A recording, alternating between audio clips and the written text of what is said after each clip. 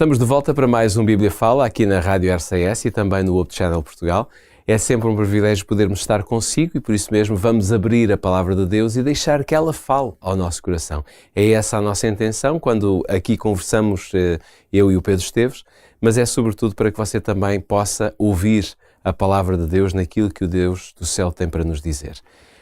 O desafio que lhe coloco hoje é que nós possamos abrir a nossa Bíblia em 2 de Pedro, capítulo 3 de 2 de Pedro, para lermos os versículos 11 a 13, que diz: havendo, pois, de parecer todas estas coisas, que pessoas vos convém ser em santo trato e piedade, aguardando e apressando-vos para a vinda do dia de Deus, em que os céus em fogo se desfarão e os elementos ardentes se fundirão. Mas nós, segundo a sua promessa, aguardamos novos céus e nova terra em que habita a justiça. Pedro, saber que Jesus vai voltar e que vai pôr um fim, no fundo, a toda esta vida que nós conhecemos neste planeta, que é uma vida de pecado, é inevitável que, de alguma forma, nós tenhamos a vontade de mudar a nossa forma de viver. Essa mensagem, se ela não tiver implicações da nossa forma de viver, é porque nós não queremos nela.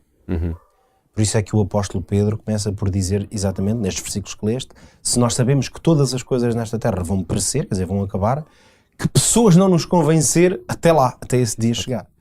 Pessoas, lá está, no trato, na piedade, na prática da vida.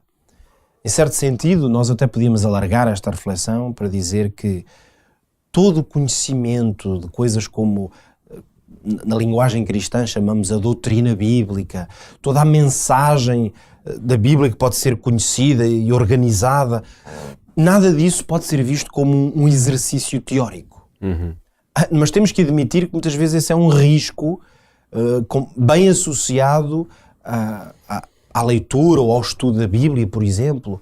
Torna-se uma leitura teórica, é um conhecimento como qualquer outro, conseguimos formular ideias, por vezes podemos até quase filosofar à volta de certos conceitos, e não quer dizer que isso não possa ser feito, e portanto a Bíblia também é um livro cheio de sabedoria que nos permite refletir. Mas temos que ser claros de que quando lemos a palavra de Deus, por um lado, e estamos conscientes de que o Senhor Jesus vai voltar, então não restam dúvidas de que o conhecimento bíblico não pode ser um exercício teórico. E nós vemos aqui que Pedro, de alguma forma, mostra-nos os dois caminhos possíveis, não é? Porque só existem duas alternativas. Sem dúvida. Essas duas alternativas... Uma pertencendo ao bem e outra pertencendo ao mal. Elas estão expostas desde o princípio e aqui ele vai formulá-la precisamente desta maneira, dizendo: se nós queremos que o Senhor Jesus vai manifestar-se, se nós queremos que todas as coisas nesta terra onde arder, é a expressão clara que ele usa, através do fogo, então que pessoas não nos convencer, que é como quem diz... Como é que isto não vai marcar a nossa maneira de viver? No fundo, é o mesmo que dizer o seguinte: se eu creio, e a crença, portanto, é alguma coisa intelectual, abstrata até, eu creio, se eu realmente creio que o Senhor Jesus vai voltar, que a palavra de Deus me ensina que esse grande dia acontecerá, eu não posso viver da mesma maneira, sabendo isso, que se não soubesse. Claro.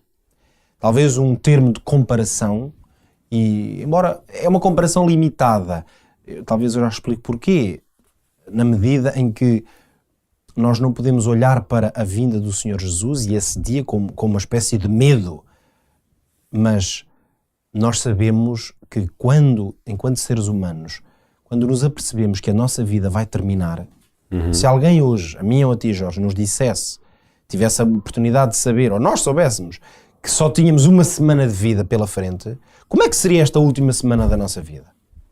Eu estou absolutamente certo que, se fosse possível ter uma previsão tão exata, nós não íamos durante esta semana ter o mesmo estilo de vida, eu digo, fazer as mesmas coisas do que vamos fazer durante esta semana, porque à partida não estamos à espera que isso aconteça.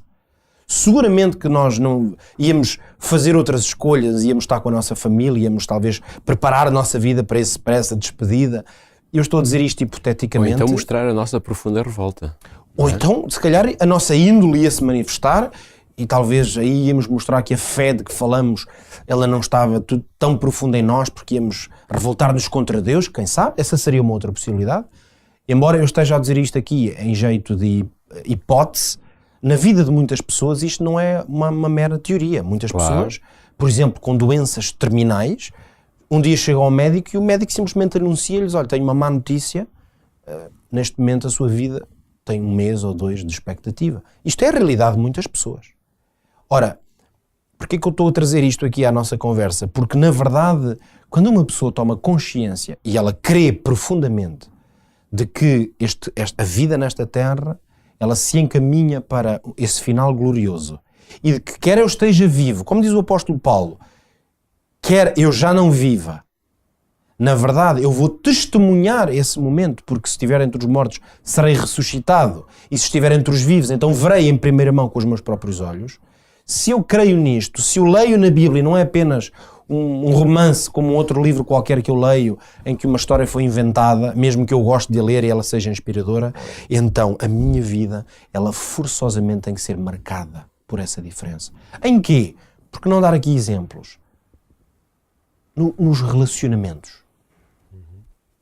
É impossível eu relacionar-me com as pessoas à minha volta da mesma maneira se eu estiver convicto de que Deus virá a esta terra e de que eu e essa pessoa, ou essas pessoas com quem me relaciono, o nosso propósito é estar lá. Claro. Quando nós vemos pessoas que creem na volta de Jesus, vamos ser claros, dizer uma coisa, talvez até possa para algumas pessoas, se não para nós, ser incómoda.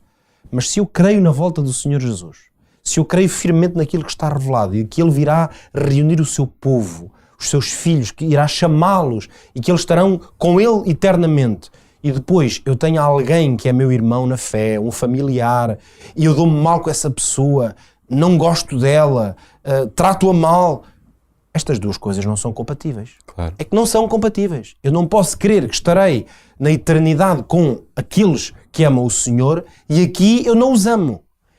Então, a forma como nos relacionamos com os outros, mesmo na nossa família, ela tem que ser orientada através da percepção de que Jesus vai voltar. É por isso que Jesus vai dizer a muitos, apesar de terem parecido, não vos conheço. Não vos conheço. É exatamente isso. E o Senhor Jesus diz, portanto, em Mateus 25, exatamente, que alguns vão lhe dizer: então, mas nós não andámos a fazer isto e aquilo, e até batizámos, e falámos em teu nome, e até visitámos. E Jesus vai claramente dizer: pois, mas eu não vos conheço. Quer dizer, vocês praticaram algumas coisas, mas vocês não projetaram a vossa vida a partir deste momento, desta certeza. E por isso é evidente que essas pessoas ou fizeram-no por interesse próprio, ou fizeram-no bem a uns, mas mal a outros. Quer dizer, agora há uma panóplia de possibilidades, mas a verdade é que isso revela que muitas pessoas, ainda que conhecendo e sabendo a volta de Jesus, não estão a orientar a sua vida a partir desse conhecimento. Seria, portanto, usando a nossa parábola, se posso dizer assim, o equivalente a nós sabermos que a nossa vida teria uma semana e vivíamos na mesma, não alterávamos nada, vivíamos tudo igual. Quer dizer, ou nós não acreditávamos que isso ia acontecer, ou então, outra possibilidade é nós acharmos que a nossa vida está perfeita tal como está, não vale a pena alterar nada. Então o Senhor Jesus, através da palavra de Pedro aqui, no fundo ele apela-nos a que façamos uma transformação profunda na nossa vida, e que essa transformação seja precisamente no sentido de reconhecermos que, porque sabemos que Jesus vai voltar em breve, a nossa vida é orientada por essa informação.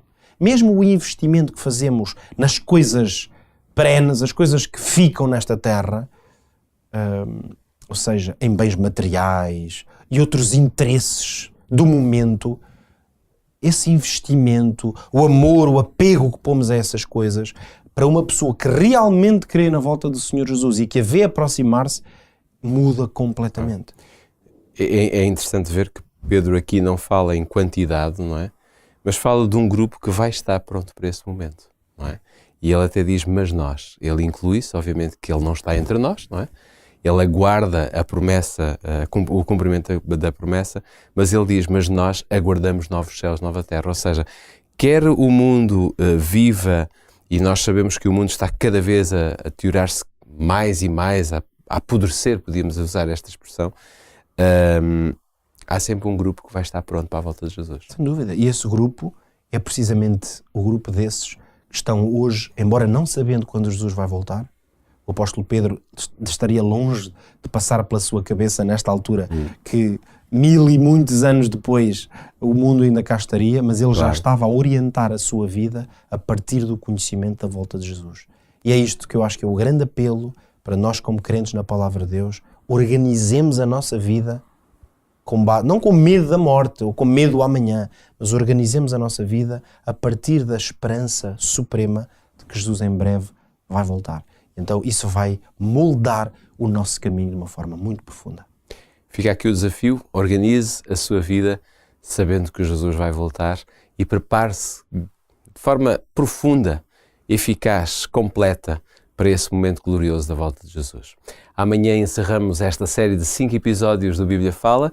É sempre muito bom estar consigo e por isso fica o encontro marcado para amanhã, neste mesmo horário aqui, nesta que é a sua rádio em Lisboa e em todo o mundo pela internet e também através do Hope Channel Portugal. Até lá.